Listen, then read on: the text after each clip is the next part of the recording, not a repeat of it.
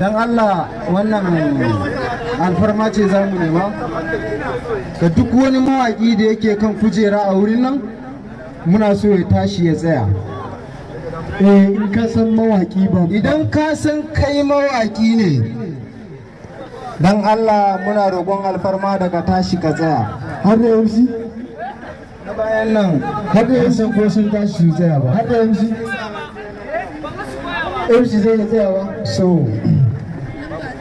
sanarwar da muke da shi a nan ba komai ba ne face muna da ƙungiya wacce a baya an santa, yanzu kuma mun ƙara sabanta ta ba don komai ba saboda mu samu haɗin kai domin mu cimma maradi ko kuma kyakkyawan manufa da muke da shi. Mawaƙa da suke nan iyayen gidana, abokaina, ƙannena, yayuna maza da mata, so wannan sanarwa da nake a yanzu sanarwa ne daga bakin chairman na mega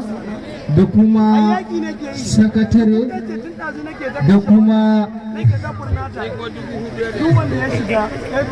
da kuma treasurer namu wato official kenan, sai kuma ni PRO na mega.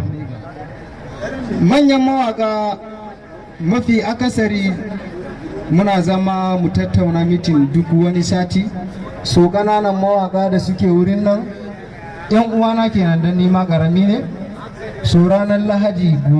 jibi Allah ya kai mu